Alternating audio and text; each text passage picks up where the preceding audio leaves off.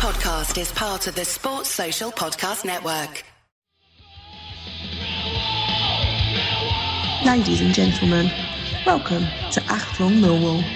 Broadcasting from beautiful South Bermondsey, it's the #1 Millwall podcast. Accept no substitute. Ladies and gentlemen, welcome to a bonus edition covering Saturday's magnificent result, rather than performance perhaps, at Hull City, the MKM Stadium on Saturday. We've got loads of voicemails, too many to cram into the previous show, so I thought I'd do a bonus edition. Lucky people. Incidentally, if you want to submit your voicemails, your post-match voicemails to Achtung Millwall, do give me a shout on X. You can direct message me on X. I am at Achtung Millwall on X. You can message me there. We can exchange mobile numbers. It's all done by the miracle that is WhatsApp. Just record your message and WhatsApp it over to me. You'll need my mobile number to do that, but give me a shout on X. Or alternatively, you can email me. You can get me at achtungmillwall@gmail.com. Again, same procedure, exchange mobile numbers and send your message and your thoughts and your musings over by WhatsApp post-match. Always appreciated. Anything between 2, 3, 4 minutes, fantastico. And always appreciated, and I'll always try and cram them in, if not to the main show, into one of these bonus editions, because we get loads and loads now, and it's all great to hear. So a big thank you to everyone for their contributions. Let's kick this edition off with Hassan. Hi Nick, it's Hassan here, just back into London from another fantastic away day, another great result on the road. Hull City 1, Millwall 3. It certainly wasn't enjoyable to watch at times, but what a dogged performance that was from the boys. It seemed to be like one of those days where it was all going to go wrong. Looked at the team lineup, no Ryan Leonard, Mr. Paper Mache himself, so hopefully it's nothing too major. It was funny watching the warm up, and I see Dinor walking down the tunnel with the physio. I thought, here we go, and then of course we start the game. We've lost a lot of regular right back for the last couple of games, and we lost one of our key central midfielders, and I'm thinking the worst. First half wasn't great. Hull City probably could think that they felt a little bit harsh, a little bit hard done by that. They didn't have a couple of goals. We worked a couple of times and the goal disallowed. But thankfully we managed to get a goal ourselves, and it was a sloppy goal for them, for us to give to them. But good for Cooper, great celebration. He was right in front of us, kissing the badge, and he deserves it. He's a legend in my eyes. I don't care what anyone says. He's very much a Millwall legend and will go down in Millwall folklore history. So well done to Coops with a good finish. I thought negatives of the first half. I thought Sturge and Watson really struggled. He didn't do anything going forward. He wasn't very helpful in defence. He just really struggled. I think the change really threw a lot of our players off. We looked very disjointed. I think that's how the second goal came. Lack of communication. I thought Sturge didn't have his best game either. Alex Neil rolled the dice at half time, brought on Doughty for Sturge, and who else did he bring on? I can't remember. And unfortunately, then Doughty goes down with an injury. We know what he didn't look very happy. He's smacking the ground in frustration. He knows his injury record as well is not great. And again, we're thinking the worst, because Hull City were starting to gain confidence. They weren't really testing Patterson, but they were getting so much ball. And to be fair to them, they move it around so well. They're one of the best football sides I've seen this season. They got some very good players and some great movement. But thankfully, Kundal came on, who actually played really well. He's starting to stake a claim again. Good goal from Mihailo, more so from the cross from Aziz. Fantastic from Aziz.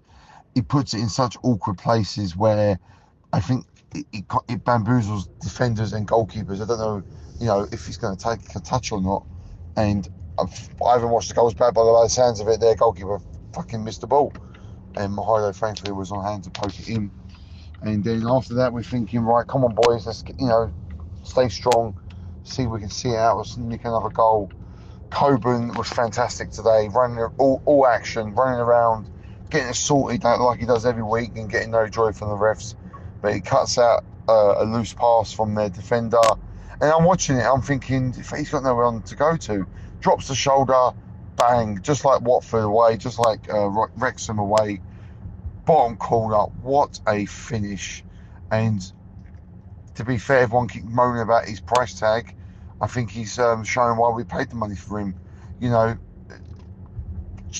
cheap strikers don't finish like that. And he does make me laugh because he'll miss an open goal. He misses chances from a couple of yards out, but 25 yards out from goal, standing up one-on-one with someone, puts him in the bottom corner. Fantastic goal. That completely killed them. And after that, they were just throwing everything they could going forward. They threw a bit of cheating as well at times, throwing themselves on the ground, trying to get free kicks and cheap penalty. But thankfully, we weathered the storm.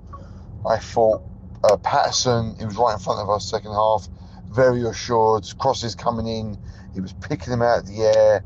I thought it was very good. Second half, I think man of the match, I would give it to Kramer. He absolutely mopped up everything that came his way. There was a shot in the second half. He was going in the top corner. We could see it. And what was in the way of the ball from going to the top of the corner? A beautiful mop of French hair from Mr. Kramer. Ipswich dropped 2 points. Thank you, Mr. Gary Rowett. And we got to hope that QPR can do us a favour tomorrow. But great victory. We weren't at our best, but all that counts is 3 points and another victory on the road. I hope you're well, Nick. My voice is not, though. That's how much from Deutsch, I think. All the best, mate. Bye-bye. Magnificent stuff there from Hassan, dear listeners. Thank you for that, mate. Also, well done to the 1,600 plus fans that went up there. Saturday morning, 12:30 kickoff. Well, lunchtime, let's call it that. It was a very, very unfriendly away fixture to make it. Train times weren't particularly friendly. All sorts of reasons why that wouldn't have, been an easy trip. And yet, 1,600 made the journey up there. And it was a dogged performance, as Hassan has said. It was a really resilient performance because we weren't at our best, to say the least. Clinging on for grim death was what I wrote down on my half-time notes. And Lady Luck also was smiling upon us. The disallowed goal was a point of contest. I was just looking at as Hassan was speaking. I was looking on X. And James Dorney said the whole online meltdown is absolutely spectacular. Haven't seen anything quite like this since Steve Parrish's half-time performance at Sellers. Great quote there from James Dorney. They're going on about why the goal was disallowed. I think it was a very good decision, and I watched it again this morning on the extended highlights. Patterson is very definitely balked as he's trying to go for the ball. The 9, is it McBurney? Body checked him just ever so slightly, enough to prevent him from getting to the ball, and it was headed home by the striker. But if you watch, the referee's got his arm up immediately to indicate a free kick for Millwall. Good decision. Thankfully, like I said, lady luck, but we don't always get the best referees, and I'm not saying this bloke was perfect on Saturday, but that was a good call. Because on other days, we've all seen them given, dear listeners, haven't we? I also want to just back up Hassan's words about Kramer. I don't know if you'd agree with this, listeners. I find myself slightly taking him for granted now. You just expect him to excel in whatever position in the team. I mean, obviously right back or centre back, but you just kind of expect him to excel. There's one chap online calling for him to go forward if we're chasing a game. Go forward and play up front. I'm sure he could, because he's such an adaptable, highly skilled player. But man of the match, I won't disagree with you. You can take your pick from Negley. Many are calling Negley man of the match. Billy, I thought, put in a sterling performance, given that he had very little to work with in that first half, especially. And then obviously Josh Coburn with that finish that Hassan has mentioned, beautifully, but clinically put away. Magnificent stuff. So yeah, great stuff. Dogged is a good word. Dogged win, Hassan. I like that one. We're going to carry on now. We're going to play two together. We're going to play Rob Abbott and then Glyn Horner. Hey Nick, Monday morning after a 3-1 victory at Hull. Superb victory. bring home the 3 points. What I will say about the game is we certainly weren't at our best, were we? But it's a sign of a good team that we can get 3 points from that. Obviously, still no Taylor. Lenny missing, but it doesn't sound long-term. He might be back this week. And then obviously losing Denor in the warm-up would have affected our planning slightly because, the first half we were very, very poor, weren't we? Even before we scored the opener, really good finish by Cooper. We didn't really look that bright. And then I thought from there to half-time, we were a bit all over the show. We were hanging in there. We got a bit of luck along the way, but you need that if we're going to compete at the top end of the table. But then fair play Alex Neil at half-time. He made 2 changes at half-time. Watson wasn't in the game, was he? I don't think the pitch suited him or the game. I thought Mitchell was really poor in the first half as well, and Zach Sturge.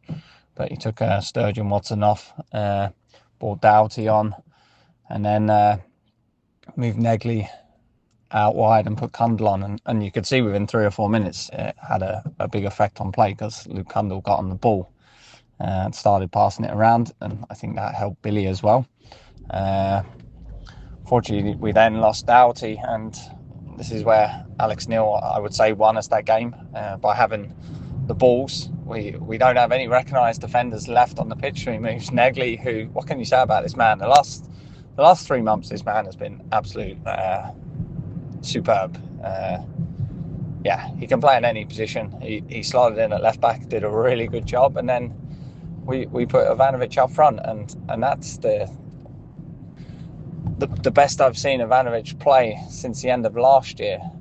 The energy he brought, not only on the ball but off the ball. He was pressing like a madman. He was connecting with Coburn, and he was in the right place at the right time after a really good Femi ball. And then we got the third with a mistake by the centre-back, but still Coburn's got a lot to do from there. But threatened, shifted it, and then nice powerful shot for a great win.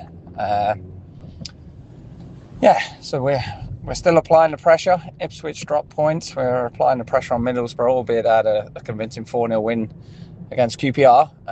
Number one, QPR was so bad, weren't they? But Middlesbrough are a good side.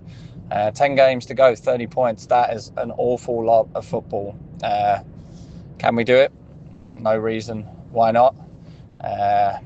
Will we be in the playoffs? We should be in the playoffs from this position onwards, but it's a lot of football to go. There's going to be lots of ups and downs, but I think the way Alex Neil has got a bond in this group, and the way that we can dig in for each other, and obviously we can play some serious good football at time as well, and we're scoring a lot of goals as well, which really helps because goals win games. This week's a big week. Back to the den. You're not a Millwall fan if you're thinking we might not get 6 points this week, and they're harder games than the last 2 away games, in my opinion, that we've had. Derby possess a very, very good front line, and I wouldn't say Blackburn have become a bogey team of ours, but Blackburn will be fighting and scrapping for their lives, and they're going to make it really tough. A lot of people I saw online over the weekend questioning whether Barry Bannon was an Alex Neil signing. I think he was, and I think we're going to see Bannon over these next 10 games, but at the right time. So it wouldn't surprise me, a game against Blackburn, you see Bannon featuring a lot when you're going to be against a team that sits very deep and he can open them up. Long way to go. Ups and downs, but that was a great victory. And we move on to Derby tomorrow night. Looking forward. I'll be across for both of these games this week. Take care. Hello Nick, Glenn here. So following the whole game, that was a real battle of a game, and it was tailor-made for the likes of McNamara, Cooper and Mitchell. A few things I wanted to just sort of highlight. I think Mitchell really did a manful job in trying to manage that midfield, but I think when you've got 2 wingers who are basically getting bullied out of the game in Aziz and Watson, the poor lad was ran rugged, and I think Nagley struggled to get into the game as well. So it's very hard for Mitchell to stamp his authority in the second half with the substitutions, which I think Alex Neil made were very good substitutions. It freed Billy up a bit to be a little bit more creative and less on the back foot. So that was great. I've criticised the decision to drop Copen and bin Patterson in. I still remain to be 100% convinced that was the right move, but I was encouraged by Patterson's control on crosses today. He came out and claimed some very difficult crosses and did pretty well, although that goal that got disallowed where he was blocked off, he did seem to be a bit easily sort of blocked out of that, and that for me a little bit worrying. I'd want to see my keeper being a little bit more physical there, and if McBurney's going to stand in front of you, go through him to get to the ball. Hull City's front four, was it Joseph, McBurney, Gelhardt, and Miller? They're very good players. I don't think there's any shame in losing to a team that has those up front. So we've done really well to keep them out, or keep them down to one goal. And I think we saw some excellent play from Coburn. He was an absolute titan, and he got a little bit nasty at times, which I love to see. Want to see more of that. Ivanovic, I think, is really turning into a good target man as well. His ability to keep possession and retain possession for the team is actually really good. So I think in him and Coburn really, really do see a great future for those two playing together at some point, maybe when the situation needs it. But yeah, really good game. Not maybe the prettiest to watch, but definitely an enjoyable one to watch. And I'm so glad we got that monkey off our back, because Hull have been a horrible place for us for too many seasons now. Come on, you Lions. Thank you, Glyn. And before Glyn, Rob Abbott. McBurney, going through McBurney, I think, you're right. He did seem, he was balked.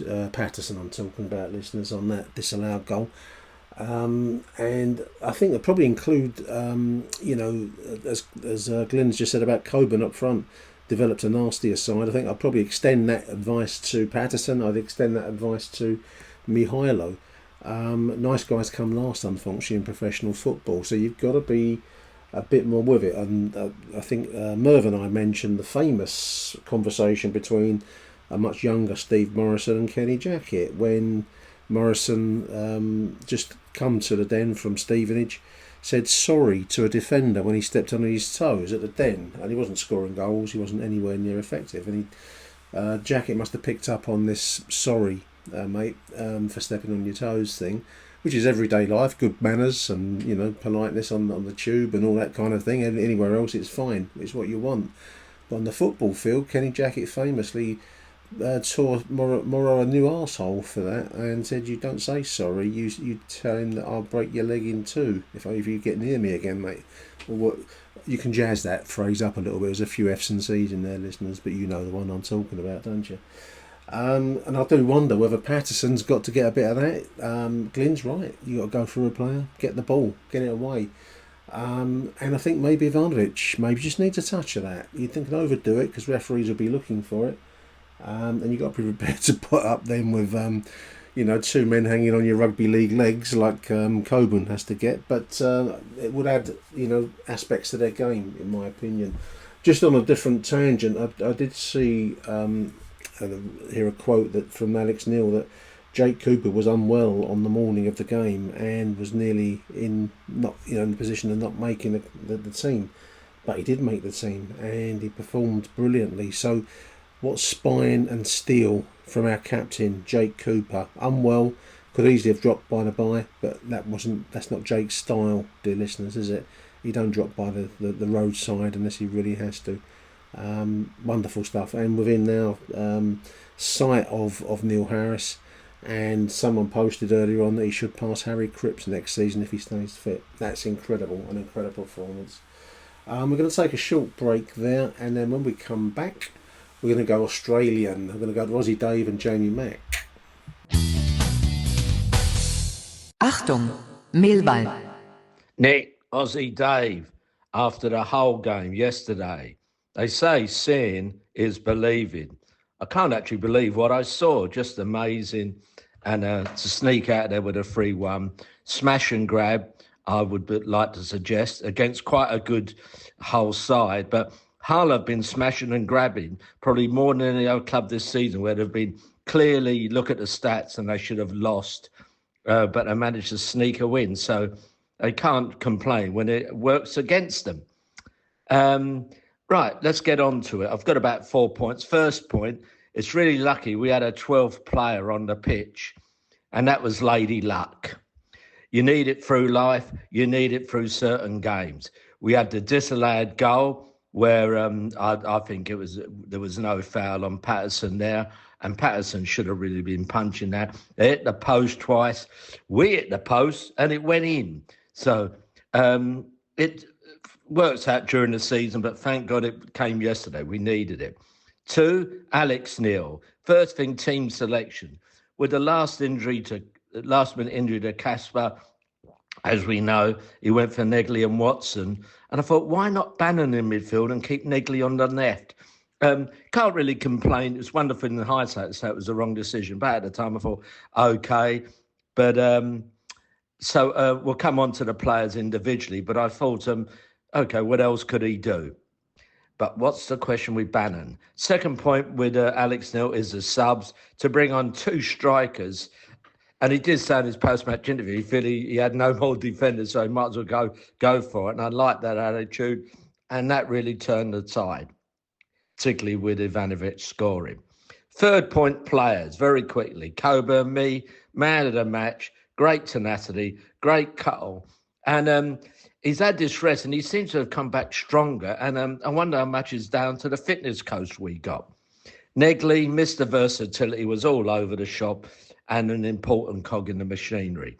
Danny, dodgy start. Miller's a tricky winger. I thought it was okay in the second half, particularly with a lot of headed clearances, particularly the last half hour. So overall, not too bad. Watson, clearly out of his depth. And what was annoying me, he kept on cutting inside and it was congested, no one to go to. I gather that's his style, but he should really be going down the wing. And I think he won't be coming on from the beginning for a while. Sturge, he was taken off at half-time. I thought that was a bit harsh. I thought he was suffering from lack of extra cover from Watson. It was confusing the whole issue. But Sturge will be playing this coming week with no doubt. I'll come on to. And finally, I thought Coops was a little bit off, even though he scored. But Alex Neil said after the game, he was sick the last couple of days and off his deadbed. So that suggests why he wasn't 100%. And surprisingly, losing quite a few balls in the hair where they nearly scored from. Fourth and final area of discussion is injuries. I said last week, we're doing well with our injuries, but am I tempting fate? Well, I did big time. Lenny, something to do with fractured toes. When's he coming back? Taylor, total silence, really. We know it's something in his foot, but what a mystery. How long is that going to go on for? Doughty, it looked serious with a groin, and Casper felt his groin go just in the warm-up before the game, and groins can take a time. So already in one game, we've gone from looking solid to down, not to the bones, but limited in choice. So let's go on to next week. We've got Derby and Blackburn. We'd like 6, maybe 4 will do. All depends on the availability of players. But anyway, what a great time to be a Wall supporter. Come on, you Lions! Hello, Nick. Jamie here, calling from Australia after the fabulous Hull 1, Millwall 3 result. By far, I thought Danny Mack was the man of the match. As we know, has his limitations, but in a game like that, on a rugby pitch, knowing that Millwall's promotion is at stake, he put everything on the line, as similar did Billy Mitchell. I want to say at the end also special praise to Coburn, who for me seems like watching Richard Sadlier as he progressed from the young gangly boo boy into something that's going to be, give him a year or so when he bolts up and gets bigger, and he will just bash defenders up, and he's going to be a huge Millwall fan favourite. It's great to see Smallburn come on. He looked good when he come on. Shame about the injuries, especially as a Doughty. You could see what it meant to him when he had to be taken off. And again, credit to Alex Neil. You lose Doughty, what does he do? Does he bring on Barry Bannon? No, he brings on Mahalo Ohio, and he of course gets the second goal, and just proves what a great manager he is. Anyway, cheers, Nick. Big shout out to all of our fans down under, all Millwall fans in Australia, New Zealand, and the Southern Hemisphere generally. For that matter, we do have quite a few in Oz, I know that much. And big thank you to Jamie and to Aussie Dave. Yeah, Lady Luck Dave, she was our 12th player Saturday. But, you get what you get. You don't always get it going our way. And Saturday was, thankfully, the breaks went in our favour.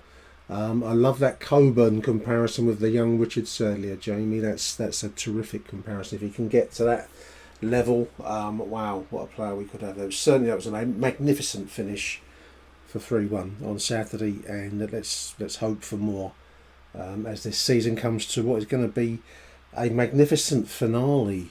10 games to go. I think there's a lot of football to be played. A lot of other games need to go our way. But the top two are not out of the question. The second position is not out of the question, I probably should say. I think first might be an overreach. But second is certainly within sight. We do need Lady Luck to continue to smile and maybe even have a little nibble of our ear and make lewd suggestions in our ear. But fingers crossed for the remainder of the season. I'm going to play you out now, listeners, to this bonus edition with Mark Willoughby and David Leader-Crom. I want to say a huge thank you to everyone who's contributed to these voicemail shows. I want to say thank you to you too for listening in. We couldn't do this, so there wouldn't be much point in doing it without you. All of our profits do indeed get donated to the Lions Food Hub, so it's all for a great cause. And I want to say a big thank you to everyone that helped create this show and keep it on the road. So thank you each and every one. So let's take it out now with Mark Willoughby and David Leader-Cromer. I shall be back with Merv later on, actually. But otherwise, after tomorrow night's home game versus Derby County. Till then, from me, Nick Hart, it's Arrivederci Millwall. Bye for now, dear listeners. Hello, Nick. Mark Willoughby.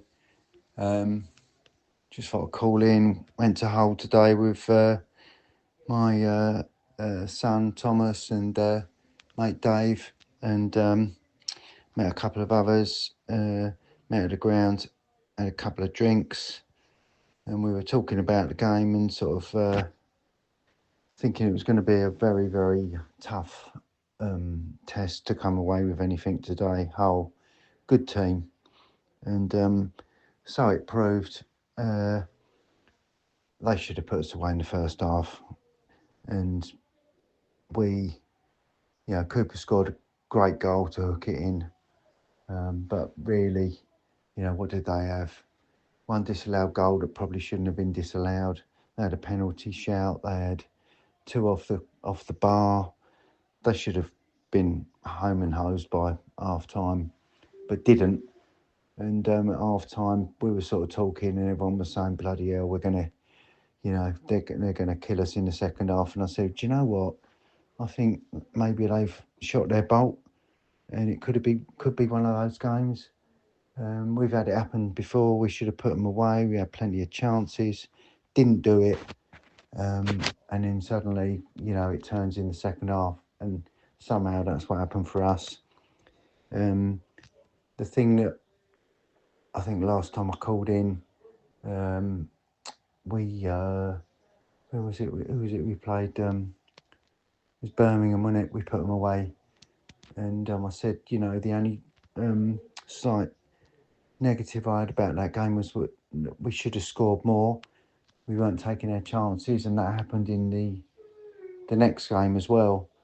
I was just thinking we were a little bit wasteful with chances. Well, we certainly couldn't be accused of that today. I think we had about 4 shots and we scored 3 goals. So great effort. And these are the kind of games that you need to, you've got to have a bit of luck when you do well and achieve. And today we did that. We just took our chances, and a fantastic away win. And we've stayed up with a couple of mates up here tonight, and we've been out for some beers and a curry, and I'm buzzing off of it. We're well clear of 7th spot. We're in the playoffs, and the great thing is for us, we're looking up. This is what I think we do. If we were in 2nd spot, we bottle it. But because we're looking up and we're trying to grab second spot, we've got something to look up at. I think we're best in that kind of scenario. So we just, take each game as it comes and keep on trying to get that second spot and achieve it. And, if we can creep in there a couple of games before the end, I think we could do it. I'm dreaming. What the fuck? That's what I do. I'm positive. I'm not going to be realistic. I'm going to dream. And I'm dreaming of automatic. Fuck the playoffs. Don't want it. Don't want all that hassle, extra games and all that emotion and hassle. Let's get automatic. I'm going to go for it. Why not? Come on, you Lions. Morning, Nick. David Liederkramer here after the important win against Hull City. Well, I think anybody who thinks that we deserve that win is clearly looking at the game through Millwall tinted spectacles, as I suppose we all do. But in truth, we were lucky to get away with that, given that in the first half there were numerous chances for Hull to go 2 or 3 goals up, which they didn't take. Obviously, the factor that was important for us was that Dinor was injured during the warm-up, and I think that must have thrown the team's balance out quite a lot as they had to make a last-minute change, and that's never good, I think, at this level. We didn't look particularly strong in the first half. We were second to every ball, and Hull looked much the better team. To go in 1-1 at half-time is a real result, and I think most of us at that point would have accepted a draw very happily. In the second half, we improved, and clearly we benefited from Hull's 2 defensive errors, which they've been prone to have during the season. This isn't a one-off with them. And I also noticed that some of the Hull supporters after the game were moaning about their luck, but in fact Hull have had a lot of luck recently. If you look at their game against Portsmouth, I think the statistics are just astonishing. I think they won 1-0 and Portsmouth had about 20 shots against their 2 or something. It was extraordinary. So to some extent, as far as Hull is concerned, what goes around comes around. But as far as Millwall were concerned, we took our chances well. I thought Coburn's goal was excellent. He really did. He's got a very straight. He really did hit the ball well, and he's got a very strong shot. Actually, something I've noticed, and that always puts goalkeepers at a disadvantage. As for Alex Neil, well, that stroke of genius really, putting Negley at left back after Doughty was injured, having come on at half time, was extraordinary. I can't think any of us would have thought that Negley would make a particularly good left back, but he did pretty well, and it was extraordinary that we had to resort to that, given the depth of squad that we would hope to have. As far as the next couple of games are concerned, they are difficult. I think Derby's going to be a lot tougher than people think. Derby are a very good away side and have some dangerous players. I think Agumang, who's one of their strikers, is excellent. And of course, they've got Smovics and Brereton Diaz, who has always had a good game against us. Although, having said that, I don't think he played particularly well in the reverse fixture. Okay, so like everyone else, I'm in dreamland, as they say. Third in the table is pretty astonishing. Ipswich dropped a couple of points as well yesterday to make the afternoon even better. I will be at the Den on Tuesday night, cheering the lads on, and let's see what we can do. It is the most exciting season there's been for a Millwall supporter in the last 25 years, possibly even longer. Come on, you Lions. Thank you for tuning in to this edition of Achtung Millwall. All profits from our show benefit the fabulous Lions Food Hub, helping families in the Essex 16 area. Until the next show then, it's Arrivederci Millwall. Bye for now. Who do you want to watch?